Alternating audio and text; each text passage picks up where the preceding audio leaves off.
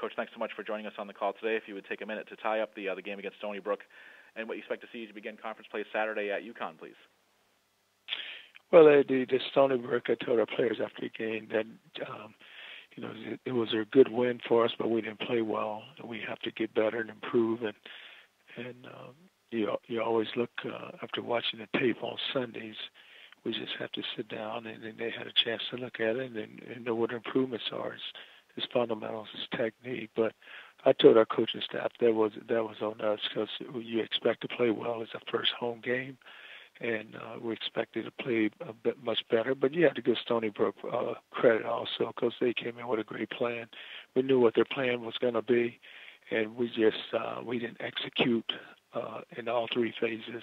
Had another punt blocked in the kicking game where we have to improve, and that's just a matter of just counting the guys. And then offensively, you just got to get our quarterback on track. And he's a really good, really outstanding player, but we just got to play together, just be consistent on offense. And defensively, just can't give up the big play. You have to tackle well and get off the field on third down. We know this first road conference game for us going up to Connecticut. Have a lot of respect for Randy. I've put against him in the past when I was at Louisville and when he was at Connecticut. So we know it's going to be a big challenge for us. Take questions for Coach Strong, please. Star 1 on your telephone keypad to join the queue. Then the operator will introduce you.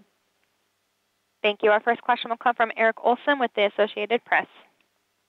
Yeah, Charlie, special teams play around the country has kind of been in the spotlight. I know you guys have had some issues, and of course the Alabama-Florida State game was a pretty big highlight of that. With the preseason practice schedules the way they are, is enough time? Is it devoted enough to special teams preparation? When you're going through the preseason practices. Well, you have plenty of time, and you have time in special teams. And I always feel like you just got to have a core of special team players, where you have it may be anywhere from 8 to 9 guys that can play on that can be in each phase of the kicking game for you. Then you got to find out. We know that how important punt is because how it can just change the whole momentum of a game. And so it's more of your starters. You got to get starters on there. You have to protect and you have to cover. But there's plenty of time devoted to special teams. It's more about now when that phase, whatever phase it is, guys got to go with the right mindset and just go, get down what needs to be done in that area. What do you think the issue has been for you guys? Well, it's just been counting for the first 2 weeks, just counting the guys and just knowing where the pressure is coming from. We look at the one on Saturday. Guy walked up late. You have enough blockers. Now we just can't end up with 2 guys or one. You just got to count them out and block. Is that kind of one of those areas that just gets better as the season progresses? Probably like anything else. Is this kind of a particularly vulnerable time for special teams? No, it's going to get better because you're right. Because all across the country there was issues, but it's not the scheme. It's just more the focus is you have to be focused and locked in, and it's no different than a guy being on offense and a guy being on defense. You don't take a play off in special teams. You still have to go out and execute because it's still a major phase of the game. Thank you. Yes. Thank you. Next we'll hear from Joey Knight from Tampa Bay Times. Coach, do you feel like Quentin's skills have been maximized in this offense to this point, or is Quentin trying to press, do too much? What do you see? Well, it's all about just protecting the quarterback, and we getting the plays for him, and guys executing. That you look at with Quentin, when we need to run the football, we got to open up, and the offensive line got to move people off the line of scrimmage so you can establish the run game, which opens up the pass game for Quentin. And when that doesn't happen, then you try to drop back and throw it, and you have to protect him so he doesn't get the pressure, so he can release the ball. So it's not only Quentin, it's just that just making sure we get our offense going and everybody on the right track. Have you guys reached the pace yet that you want to run this offense at, or is that still a work in progress? Well, it's always a work in progress because it just depends on the flow of the game. And so the flow of the game would dictate the pace at which we play it at.